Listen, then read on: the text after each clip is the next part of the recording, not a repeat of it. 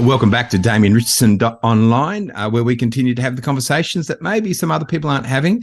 We're going to have one of those conversations today against my better judgment, just so I can cause absolute offence to the huge diaspora of the Greek community that make up a very big, significant part of Melbourne, because I'm going to talk to Magdalena Nikoloska, who's from the Macedonian Community Council, about the concerns that she has, particularly in Macedonia being able to continue to maintain its identity as an independent state in the Balkans region, which is always a difficult region. Maggie, welcome to the show. Thank you very much for having me, Damien. It's an absolute honour to be here today, to be speaking on this topic. It's a big topic. We'll see what we can cover. Okay, well, you take us through it. So I'll just give some people some background. I've got a friend that gives me a lot of information, feeds a lot of information to me online about the things I should be looking at, putting up various different videos. She's a Macedonian. She's always talking to me about the importance of this issue as far as Macedonia maintaining its independence as an autonomous region. And she got me in touch with Maggie. She actually showed me a speech that Maggie gave at Federation Square in Melbourne, in Victoria, back in 2018. Can you take us through what the portents of that speech was, Maggie? Yeah, sure. So basically, as part of the Macedonian Community Council of Melbourne and Victoria at that particular time, we decided to step together with our community members and invite some of our people out there at Federation Square. And it was basically in honour of, our Macedonianness, if you like. We do feel that we form an important fabric of the Australian people. And as such, we just thought we'd come together and put our voices on loudspeaker and say a thing or two about the unity that we have within ourselves and as a people as well.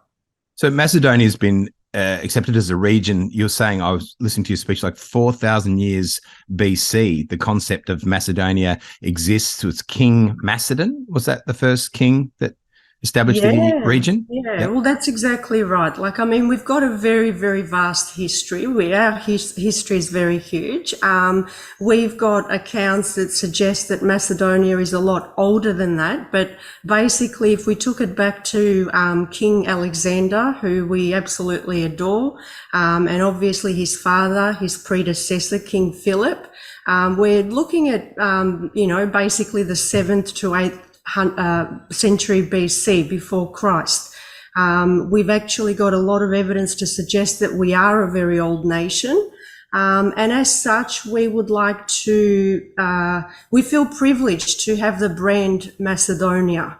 And that is something that we feel that we are entitled to, despite what other people believe. And that is what we would like to uphold. And that's probably one of the reasons why we're having this conversation here, mainly the brand. You talk about King Philip, who's the king of Macedonia, and there's a region called, or a town called Philippi, named after him, where St. Paul goes to on his mission to take the gospel into Europe in particular. It's one of the first churches ever established, first Christian churches established in Philippi. Can you talk us through that? Yeah, absolutely. So we would like to think that we've had a long continuum, obviously, since the predecessors of King Philip as well. Now, obviously, the Macedonian Empire was a huge empire. King Alexander's undertakings were very large. He obviously ruled all the way to India. And he is very well recognized in the world, I would say, as a figure of a great general. And the Macedonians are very proud about that. Now, what happens is, obviously, when his kingdom dissolved, we've got the rise of the Roman Empire. Now, Macedonia retains its name within the province. There is a province named Macedonia.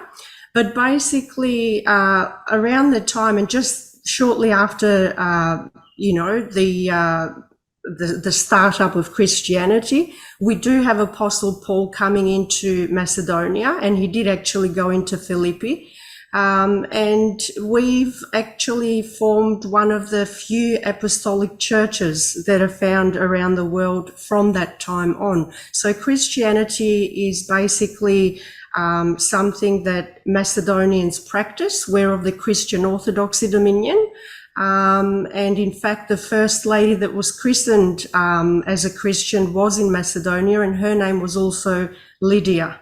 Macedonia is also mentioned in the Bible up to 28 times. And so we are a biblical nation, in fact. So they mention Macedonia in the Bible, we'd say, in reference to Greece, because they mention Greece as well. But you're making the distinction that Macedonia is a separate place from Greece. I believe this is probably getting to the heart of the consternation for the Macedonian people. Yeah, well, that's exactly right. We do have a major issue with Greece currently. Fortunately, we are two separate entities. We do have a country known as Macedonia and a country known as Greece in 2023. Now, we've been, given very many different prefixes. Former Yugoslav Republic of Macedonia, North Macedonia, etc. That's not a coincidence. Obviously, they do want us potentially eradicated from the face of the world. I don't know why that is. Macedonians are puzzled. We don't know why we're going through these issues that we're going through. We ought to be living together as brothers and sisters, particularly as Christians. We are neighbours with the Greeks, and I personally have a lot of Greek friends and colleagues that I adore. They're beautiful people. However, the issue becomes as such due to the fact that in 1913, Macedonia became divided amongst Bulgaria, Greece, and little parties found within Albania as well. And because of the fact that 51% of Macedonian territory currently is occupied under Greece, that is where we have the issues with the fellow Greeks. What is happening is that, they have taken over the land since 1913, but sadly, they're actually claiming Macedonian ancestry, Macedonian affiliations, and everything that is Macedonian as Greek today. And that is absolutely wrong. Maggie, what happened in 1913? So I was just going to ask you, what happened in 1913? What was the mechanism which allowed Greece to make that claim to 51% of the Macedonian landmass? Sure. So basically, at Bucharest Treaty is a treaty that had been signed in Romania at the time. And basically the carpet was pulled from underneath the feet of the Macedonian people, whereby we had no say. The country simply got divided up into several different regions, as I say, and even that is not a coincidence. The fact that 51% of the territory, not 50, not 49, 51% of it fell within Greece. A significant portion has fallen to Bulgaria. A little bit, as I said, is in Albania. And at one stage, the remainder was basically swallowed up into Yugoslavia, after which we have since partitioned ourselves. Now, we've always been known as Macedonians, and we would like to be respected as such. I think everyone has a right to self-determination, particularly in 2023. And we do say that with great respect, because we do live in Australia, and we do say that we are Australian as well. But our ancestry is very deep in our roots, and our roots, I should say. And so we take great pride, and no one has the right to slander us. Unfortunately, if we have a look at some of the social media and some of the things that are going on behind the scenes within Australia today are very, very nasty. We've got Macedonians being slandered, and I've just written down a couple of the examples of what we're being called. We're called Makedonians, Donkeys, Slavs, Skopje. Skopje is basically the capital of Macedonia. Yep. So they will do everything in their power to stop us from using the term and the brand Macedonia. Who's they? When you say they, who is they? Sure. Predominantly it is the Greeks, unfortunately. And I do say this with caution. There are lovely people, as I say, in every culture with every nationality out there. Predominantly, it is the Greeks. It is also the Bulgarians, but we do basically, have this sort of a behaviour happening from all of our neighbours, and it is for the fact that they would like to have the brand Macedonia.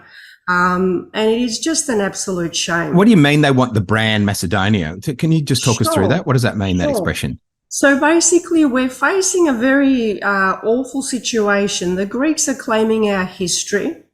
So when we talk about people like King Alexander and King Philip, and we've had a long history of kingdoms and emperors and lineages, as I say, it carried over into the Roman Empire and way beyond that. Saying Cleopatra was Macedonian too. That's exactly right. So King Alexander, once he passed away, his kingdom, the Ptolemaic kingdom, actually ruled Egypt for about 300 odd years.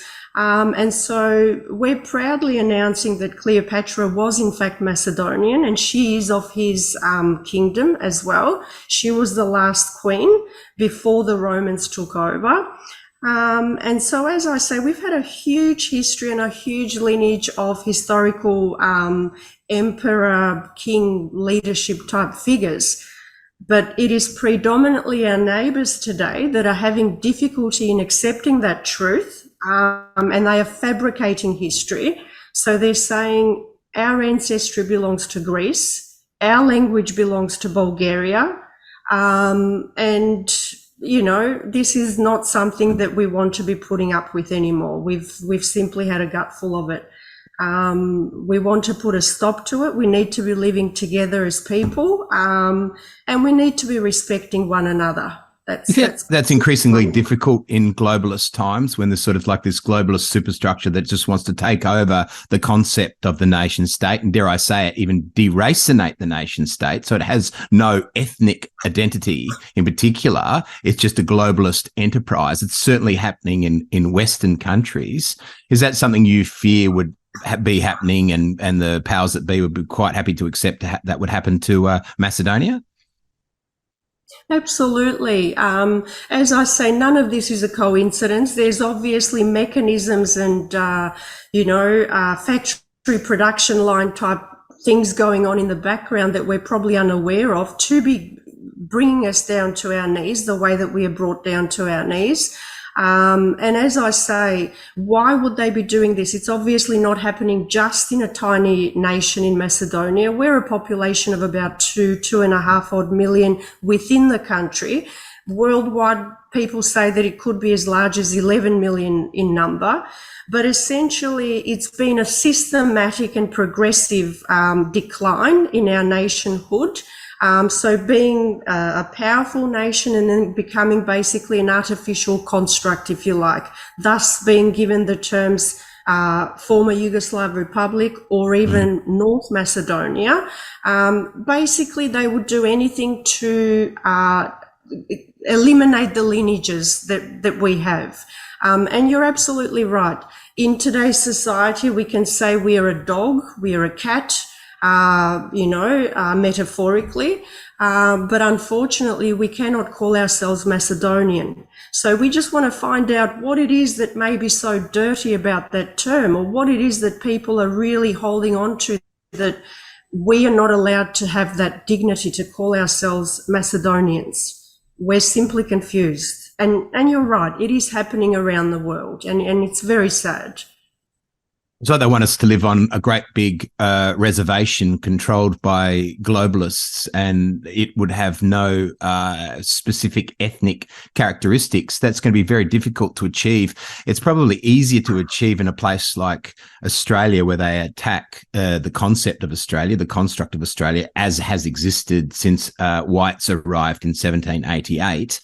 It's going to be much more difficult to achieve, isn't it, in a place like Macedonia, where you say it at least goes back 4,000 years BC, the concept of the state itself. That's exactly right.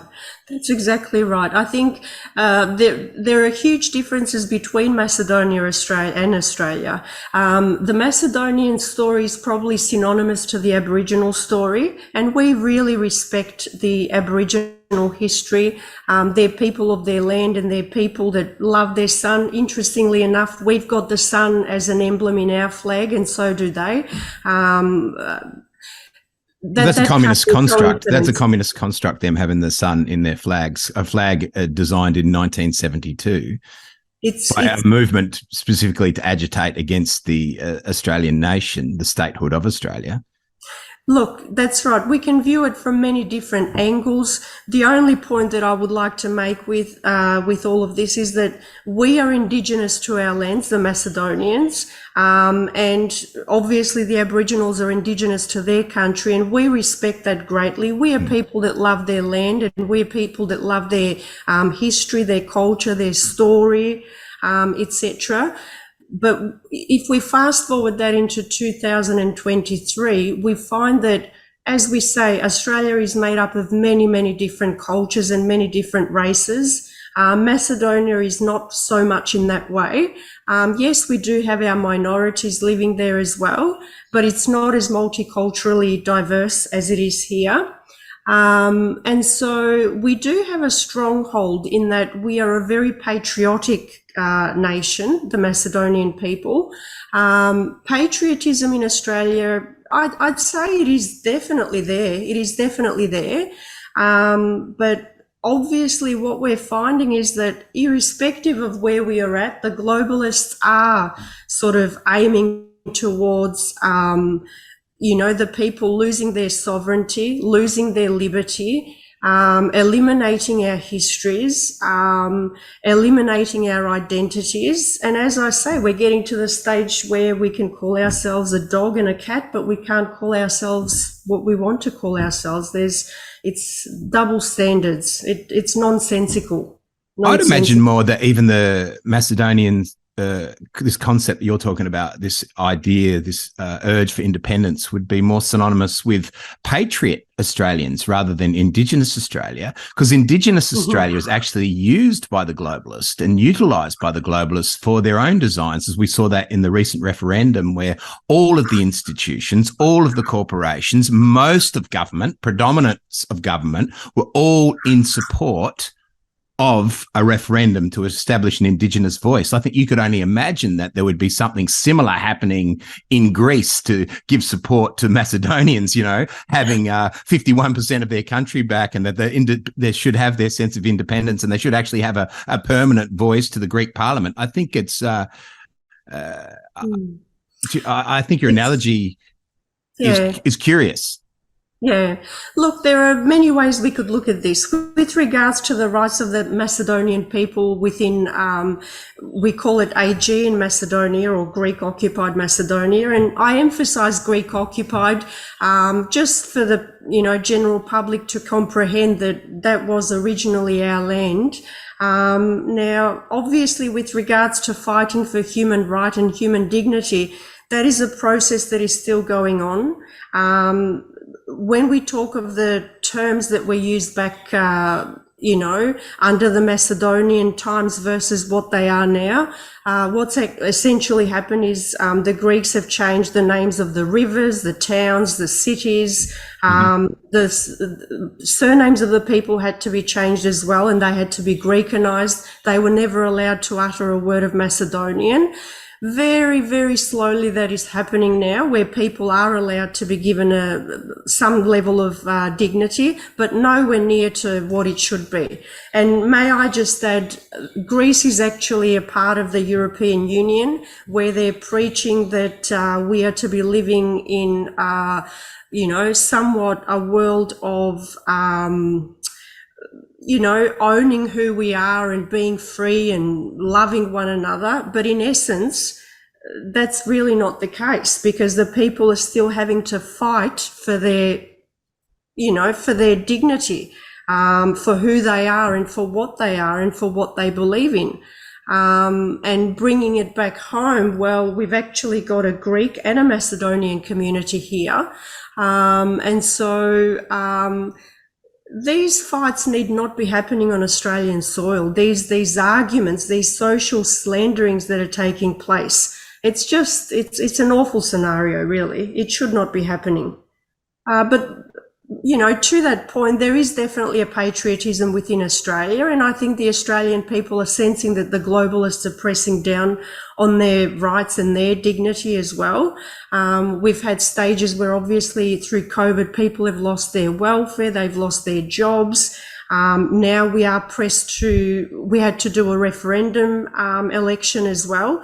Luckily, most Australians said no.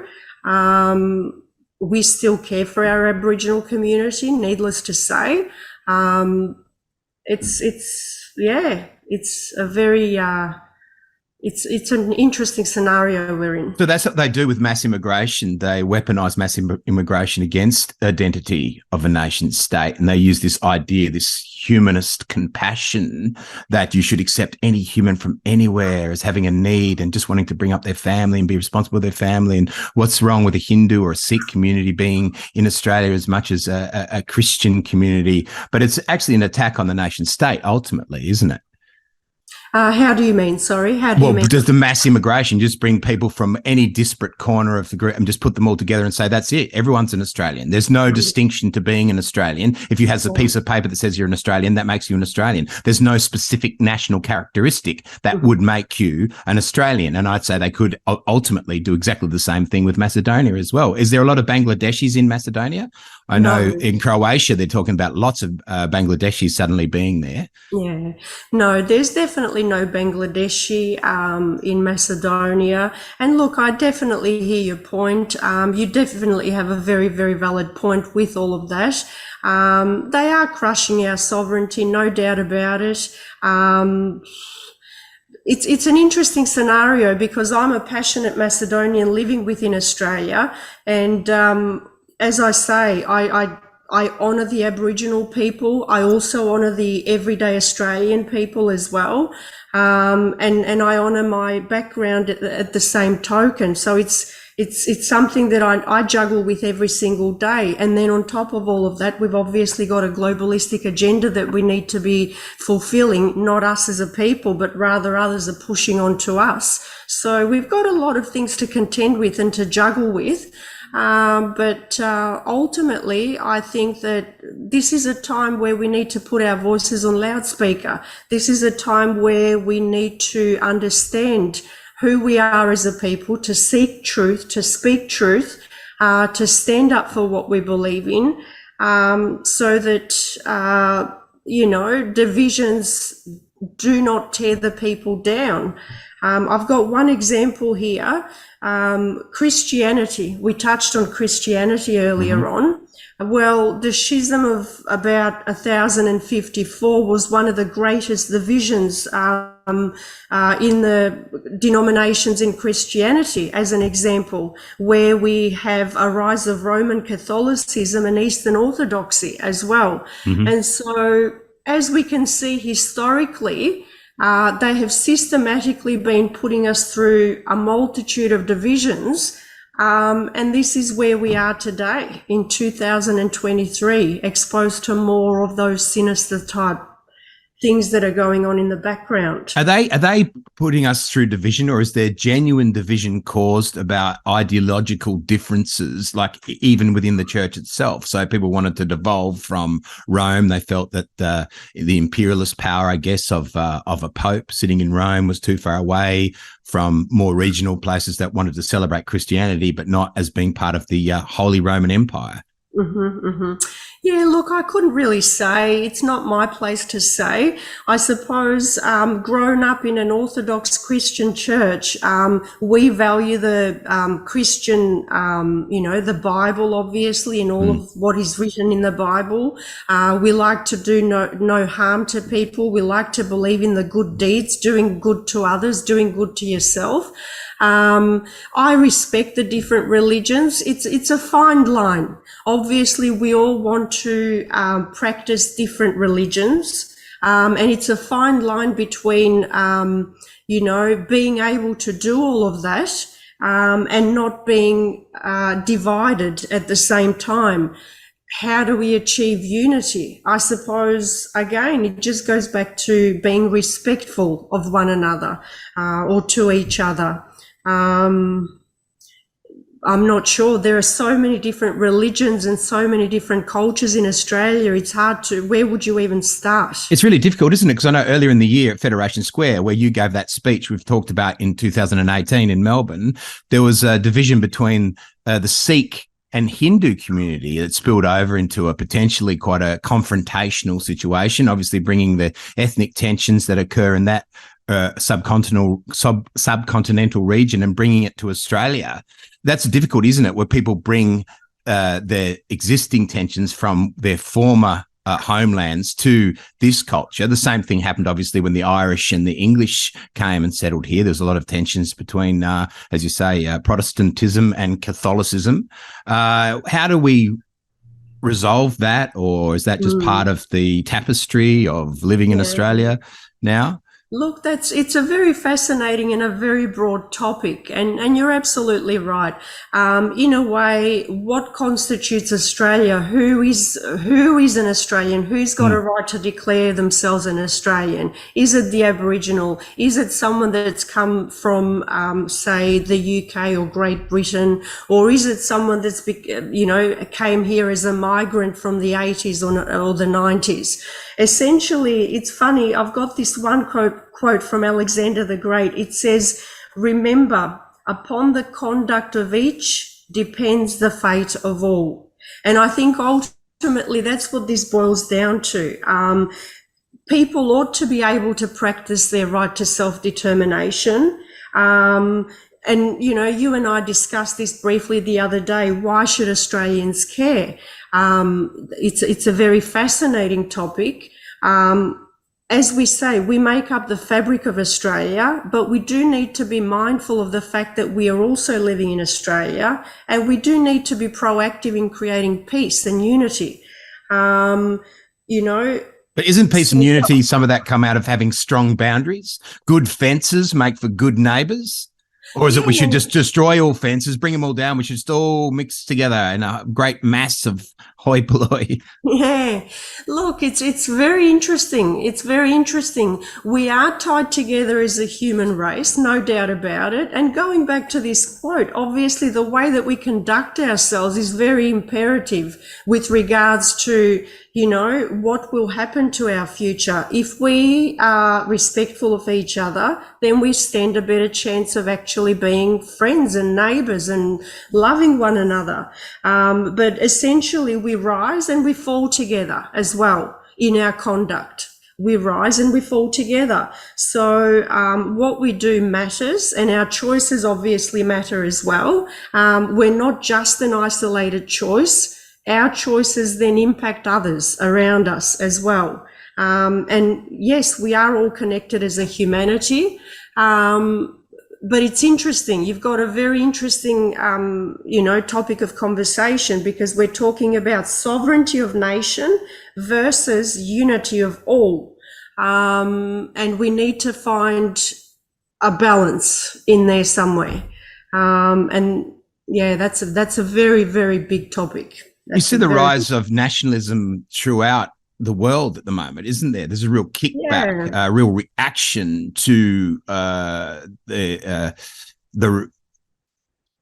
dominance of globalists, this imposition of globalism, a globalist infrastructure, particularly through the corporations who don't really care for boundaries or borders. They just want to sell their product to whoever. We're just all economic units as far as they're concerned. And nationalism is a problem to them, because we just saw Geert Wilders do so well in the Dutch elections. Like 10 or 15 years ago, he was cast as being so far to the right that it would have been a mockery to even consider that he would have got elected to any positions of prominence, let alone I think they won like 35 seats in the election.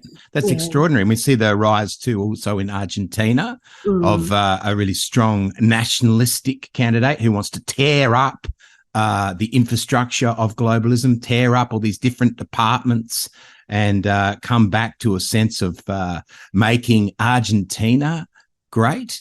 This is happening across the world. Even in Germany, we've got Alternative for Deutschland starting to make some real inroads, a country that you would think would have been its nationalistic identity would certainly have been suppressed since the Second World War. Even that country is starting to stand up for its national identity. It's something that's occurring throughout the world. That's exactly right.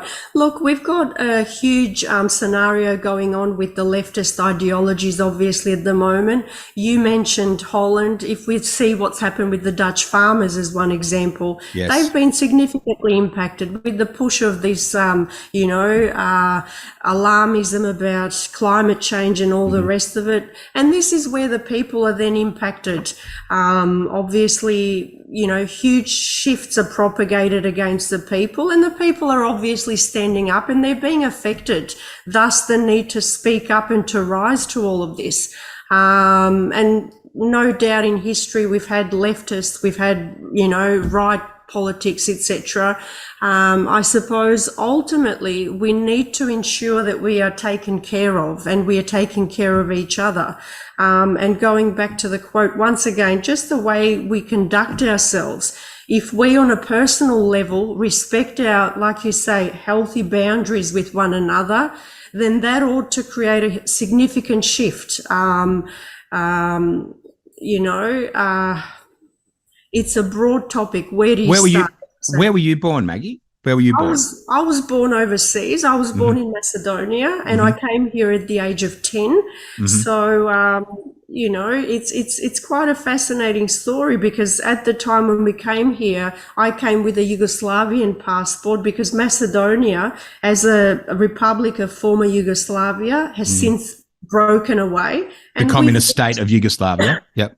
That's right. And so since... It was Tito, wasn't it? Tito was the... Yeah, that's exactly right. So that whole entire country has obviously broken down into fragments. We've had the war that happened between the Bosnians and the Serbs.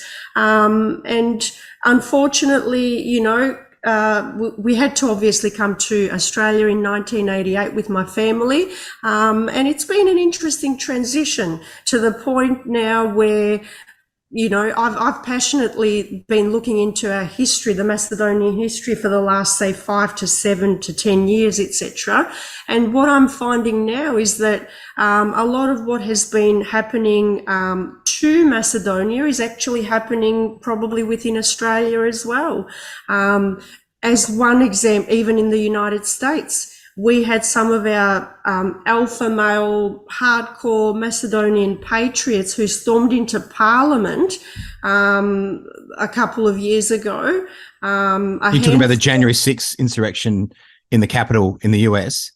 That's exactly right. So we had a similar scenario. That's exactly right. We had a similar scenario previous to that in Macedonia, where a lot of these alpha male patriots who stood up to protest against what was being put forward by the government, and they wanted to actually uphold the Constitution. They were actually demonized. They were persecuted on live TV, and they were imprisoned for up to 10 or 15 or 18 years in prison just for storming into Parliament. And where was the Parliament? Was the Parliament in Skopje? Where was the Parliament? In Skopje, that's exactly right. Some of which are obviously still in prison. And what were they protesting exactly?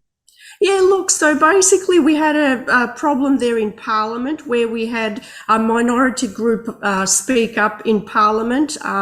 They actually put a threat to the Macedonian Constitution. They began to speak in an ethnic language within our own country. So imagine, if you like, having a Macedonian or a Greek or an Indian speaking in Indian in the Australian Parliament. Now, that wouldn't be very nice. So we're being... Oh, it's coming. It's coming. Yeah, so... Don't worry. This is what I'm saying. And you actually said it yourself. And it'll be celebrated as diversity, Maggie. It'll be celebrated in the media, and we'll be taught to celebrate it as well. Otherwise, we'll be beyond the pale, we'll be racist. We won't be allowed in polite company, polite society. Yeah. The talk I do when I go around the country will be banned. I've just received a notification from a church I was going to speak in. They said, no, we don't want you speaking here because, oh, no, it might be too divisive. And what have I said so far that's divisive? I'm just trying to enunciate some opinions and ideas that probably the majority of people that consider themselves to be Australian would hold. So the stuff we're talking about here is actually, we're having a very polite conversation, but this is a tinderbox, isn't it? That's exactly right, Damien. You and I obviously can't solve the world's problems. We are just having a polite conversation at the end of the day. A lot of interesting topics are intertwined into this conversation. However, ignorance is not bliss. That's something that we need to be mindful of. You know, seeking truth, I'd say, is very important. Healthy boundaries, definitely. Human dignity and human rights in 2023 must be protected.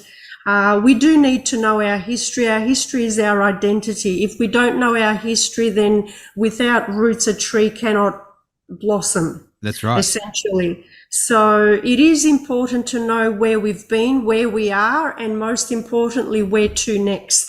So you talk about the attack that they've made, or the example they've made out of patriots that stormed the capital in Skopje, particularly those alpha males you rightly pointed out. I noticed that too in the protest movement around the vaccine mandates in Melbourne. In particular, we stormed up on to the Westgate Bridge, and it was just really evident there that the police were impotent in the face of the trade unionists, which were so powerful because they're strong, young, virile, masculine males, and they were really, really angry. And it showed the importance of that potential for violence in men, which actually enables you to maintain a culture.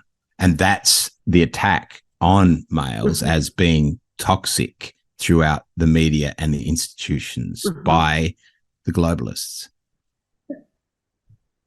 That's exactly right. A man must be a man, whether they're alpha or whatever they are is not an issue. I think putting the voice on loudspeaker is the number one thing. And I do remember that protest that was obviously televised. I actually thought it was very gutsy of those men from the Builders Union of the building trade in particular to be going out there and protesting about construction workers. And the construction workers, thank you, to be protesting. I specifically remember that particular protest, and I actually thought it was rather gutsy.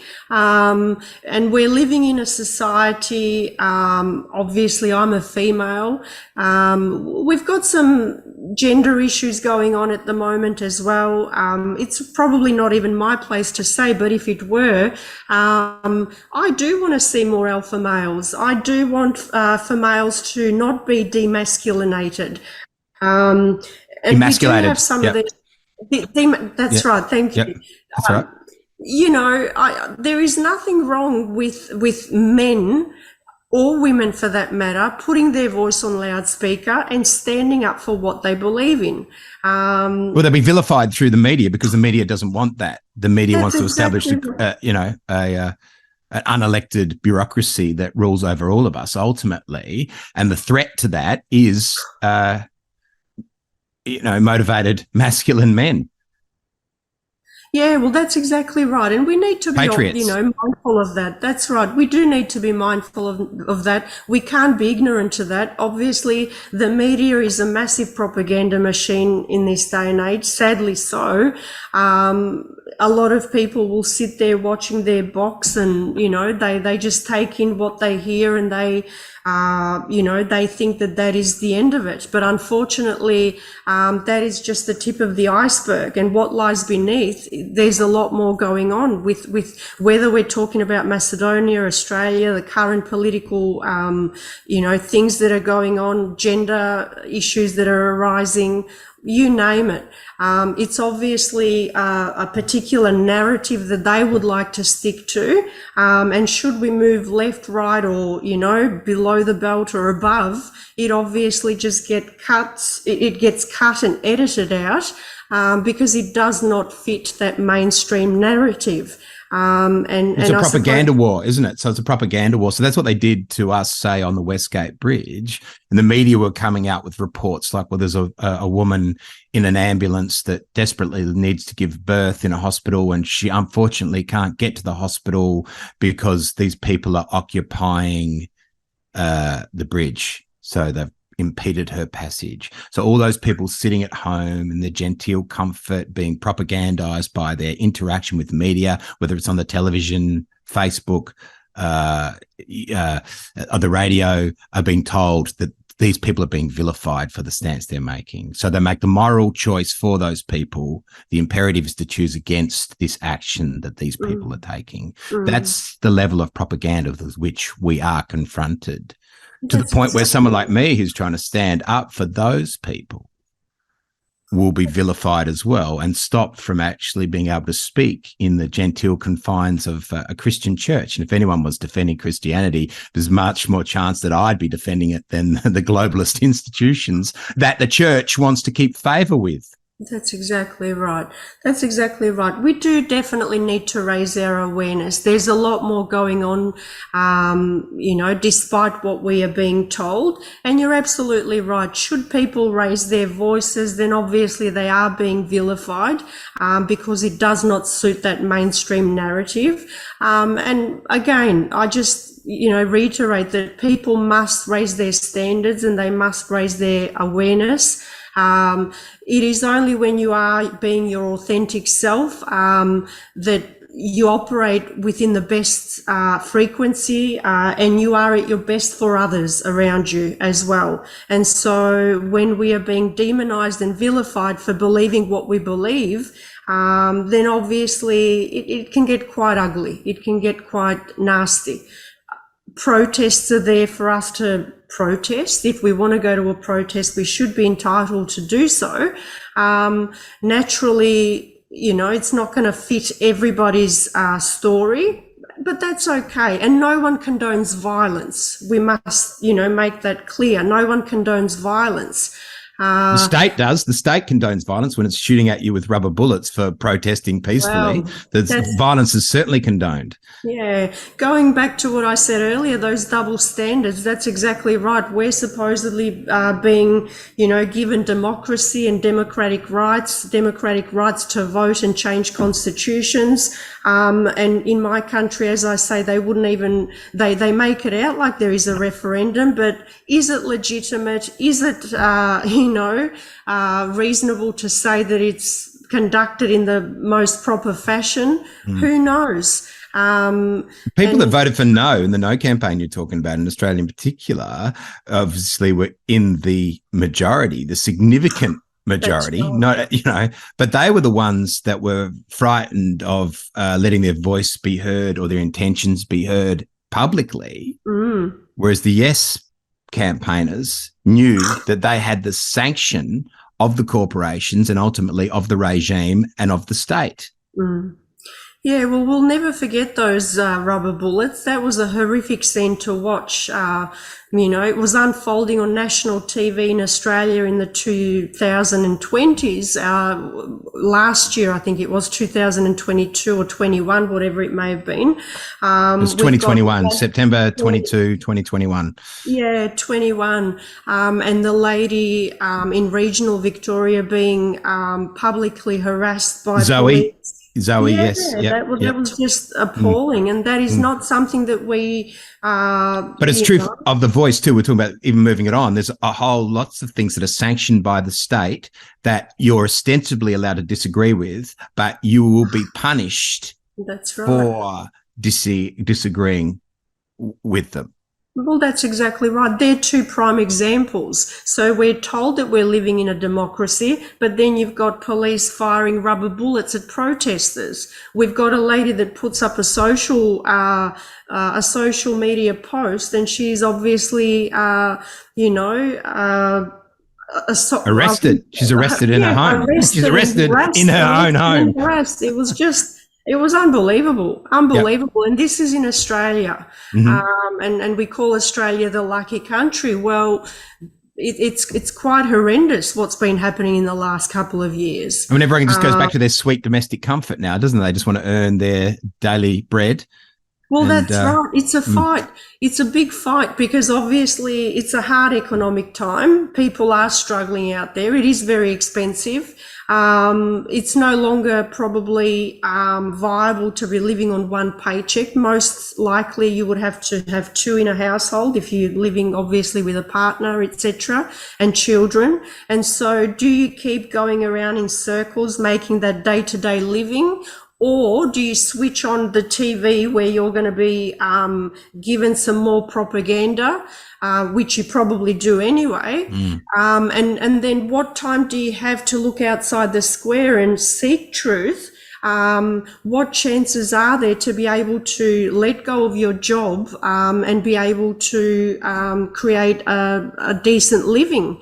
You'd have to obviously, it's not impossible, it's certainly possible, but like you say, most people are so stuck in their comfort of their own home and into their day-to-day routine that getting outside of that square is just a lot harder. They can't see the sacrifice that is being made to actually live inside of that comfort. There's a great sacrifice being made. That's exactly right. Great compromise with the state. Yeah. That's a perfect word for it, sacrifice. It comes at a huge sacrifice. And it seems as if, like when we do make that transition, you do have to have a huge sacrifice.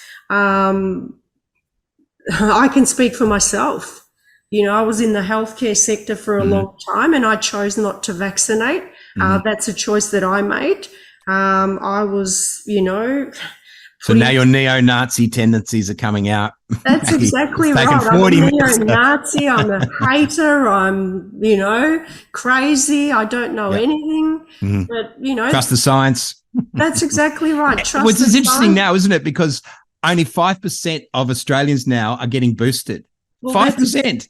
That's exactly right. Yet there's not going to be any recompense to the position you took. That's that. They'll still right. choose to vilify you and not take the vaccine. Well, that's exactly right. I was very fortunate. I had great, support people in my workplace, and they said, look, if that's what you decide, that's what you decide. That's your choice. But like you say, sacrifice is the thing that comes up, because to be able to then move on, you've got to recreate your life that you've had for the last 20 odd years in a different format. With regards to all of what's going on, as well. Obviously, I've got my passion for the country that I come from. I've got to maintain a lifestyle here. Then you've got your ambitions as well. So it just becomes a juggling act. How can you hold two diametrically opposed thoughts at the same time? Like, okay, I don't want to take the vaccine anymore, so I'm not going to do it. 95% of Australians are choosing that now. Yet I still vilify anyone who didn't take those original vaccines. That's exactly how can you, do you know what I mean? Maintain a sense of dignity, rationality, sanity, ultimately, question of sanity. That's right. One of the first oaths is do no harm. And obviously, I can't vilify what happened. It's not for me to speak. Ultimately, though, we all have a choice to make. I made my choice, and obviously I opted out of that equation right there and then. I'm someone that's taken all of my vaccines personally, as I'm sure many people were. But we suspected that something was a little bit off with the whole scenario of the COVID-19 vaccines for the fact that obviously the pandemic, or should we call it a plandemic, that's obviously people are going to have their own views. Yes. They weren't properly tested. It came about so suddenly. It was forcible. People were told that they had a choice, but essentially they lost their job if they didn't take the vaccine. Yes. And as I say, obviously there's a cascade of events that happen. They've still lost their access to the public space, because I've lost my access to the public space. That's exactly right. I'm vilified for making that choice. Well, that's exactly right. Criminalised. Yep. As a patriot, criminalised more than someone that actually was a violent criminal. That's exactly right. That's exactly where I'm at. I'm vilified for being Macedonian. I'm told I'm Greek. I'm told I'm a Macedonian. I have to read these things to be able to remember what they're calling us sometimes, Scops or whatever. And then I'm being told that I'm crazy because I choose not to vaccinate in Australia in 2023. And Big Pharma jumped the shark, didn't they, with the vaccination program, didn't they? Because it's like they belled the cat, like yourself. I'd taken all my vaccinations. My children had taken all their vaccinations up until COVID. And I went, well, hang on a minute. Just prove to me why I should take it. And then they went crazy trying to bribe me and threaten me.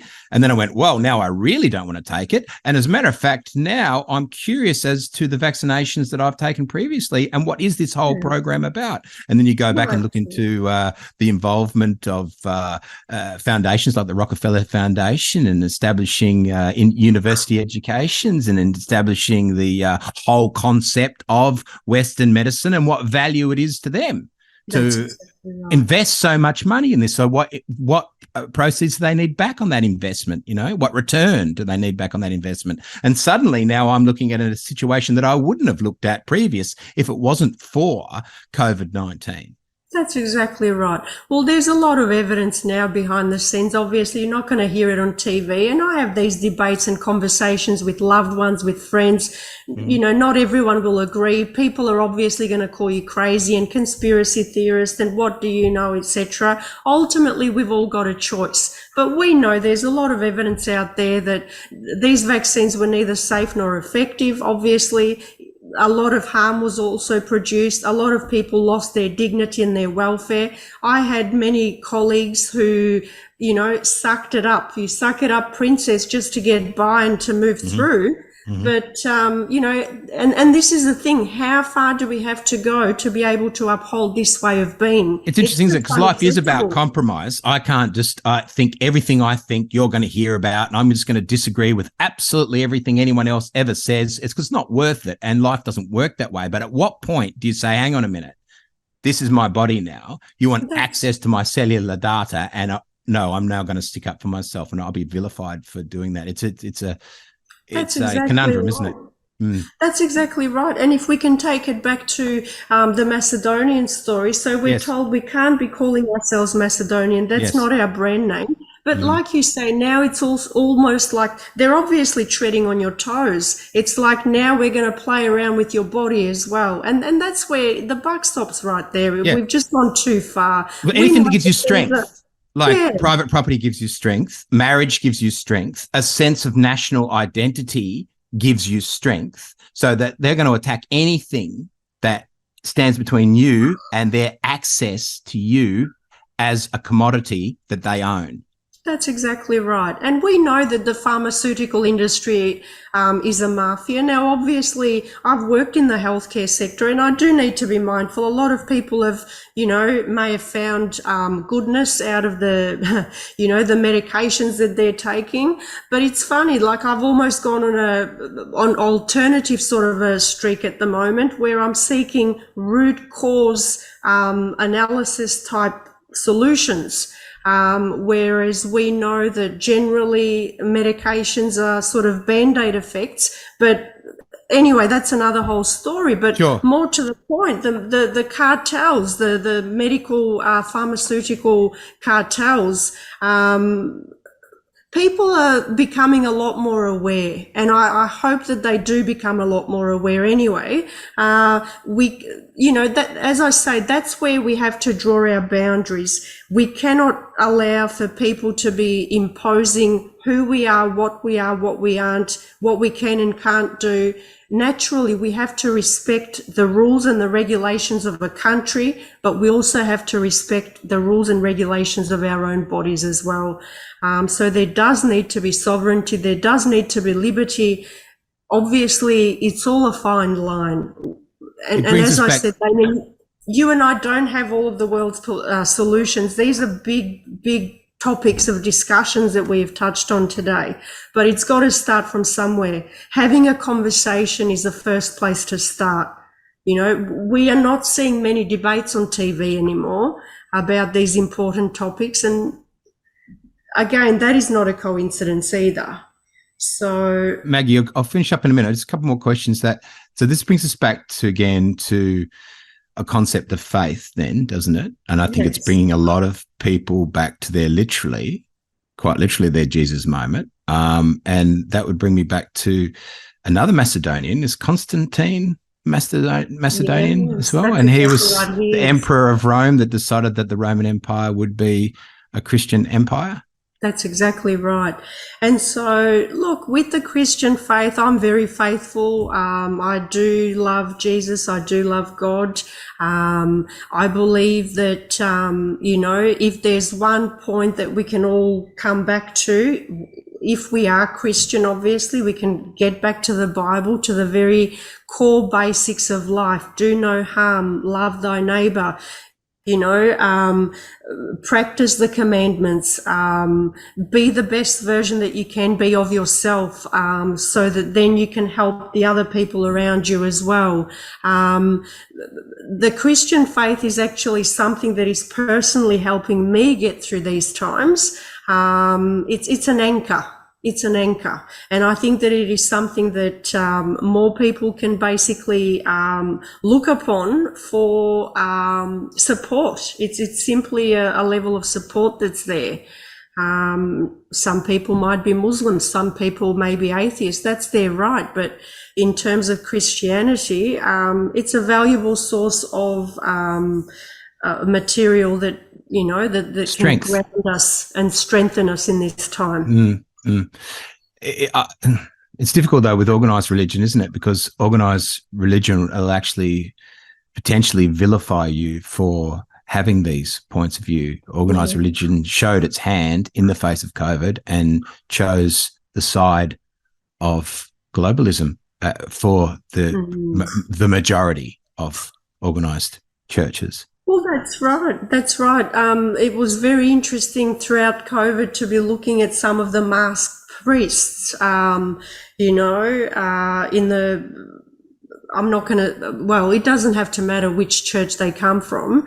I'm not going to vilify them either. But for me, that was very symbolic, I thought. But either way, I think we've gone through COVID. We're beyond COVID. Hopefully we can all come to a level of clarity and focus with where things are and where they're heading. Personally, as I say, Christianity, I think, is a valuable tool to help us through these difficult times. But it is entirely up to every single person to figure out what it is that they need. Now, going back to your point, going to a church is a form of practicing a religion, and that can be looked upon as a secular thing. But I think for me personally, I do that too. Faith comes from within. It's your inner soul work right there. And so, if that is the faith that one practices, that's all that's necessary.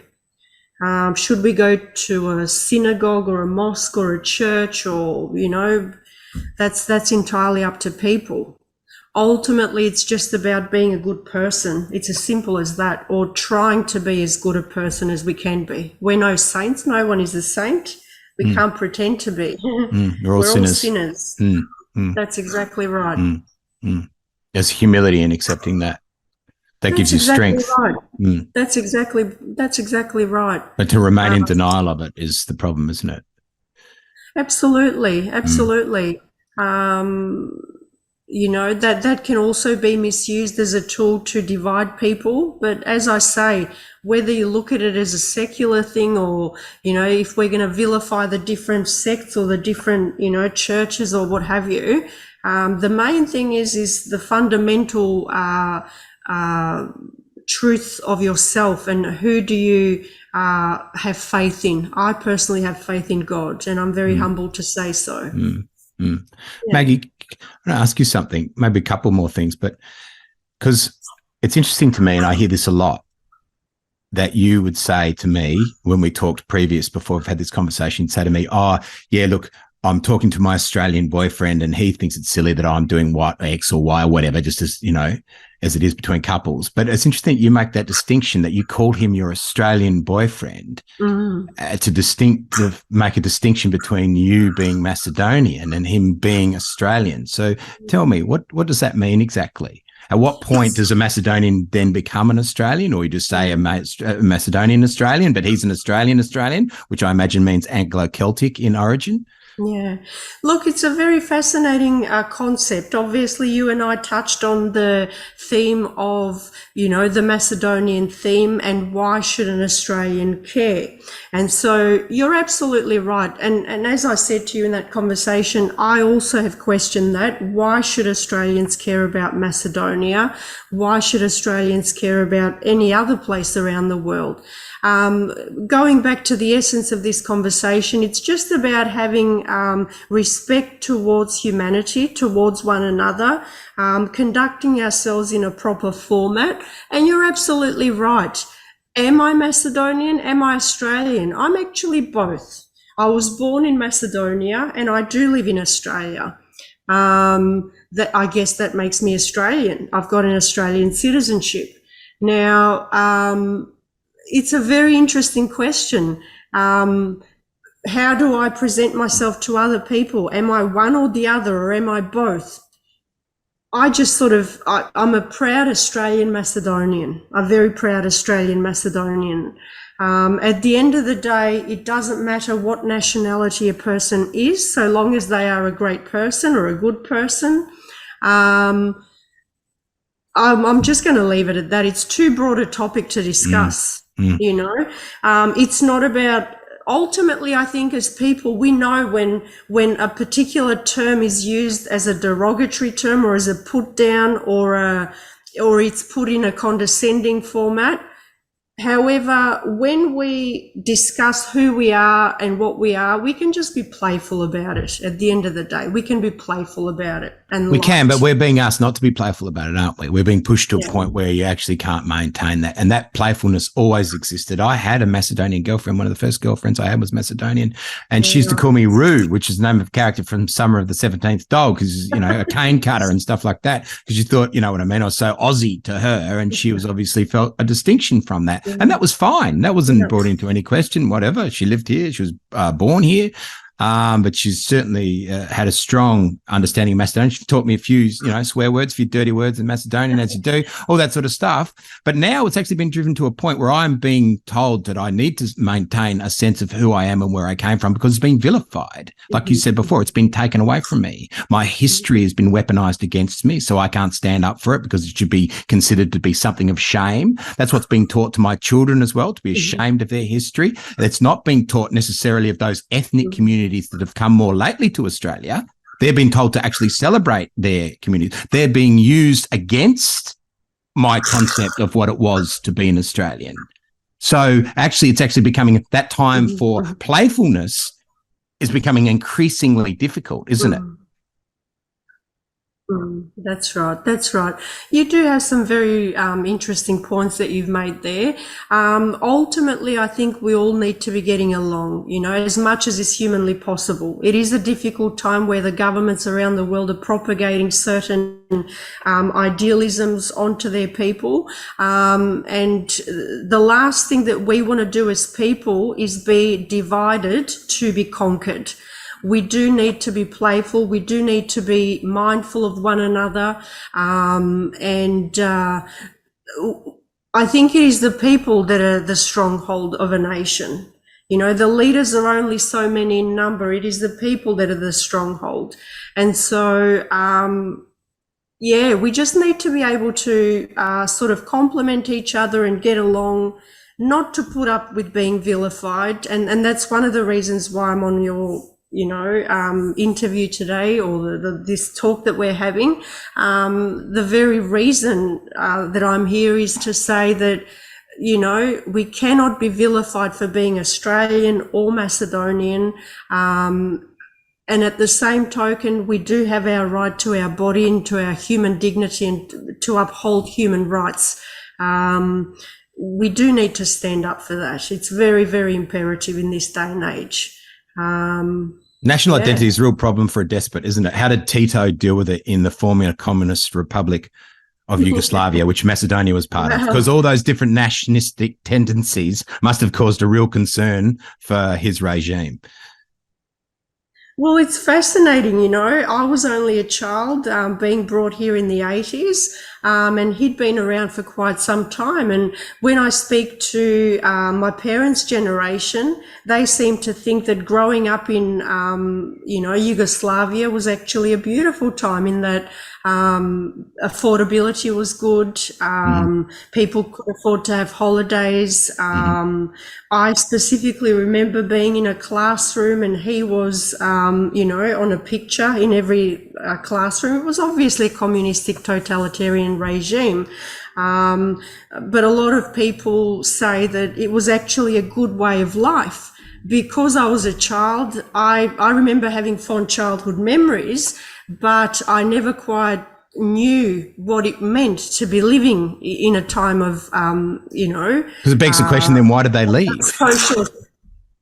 Yeah, well, why did they leave? Well, that's exactly right. So it was a combination of Christian Orthodox, Muslims, Catholics, and obviously, when the tensions arose between the Serbians and the Bosnians, Macedonia wanted no part of the war. So we just wanted to peacefully get out, to be able to, maintain that harmony within our state. So it fell apart because the nationalistic tendencies, the actual state of Yugoslavia, there was too much pressure on it ultimately, and it fell apart.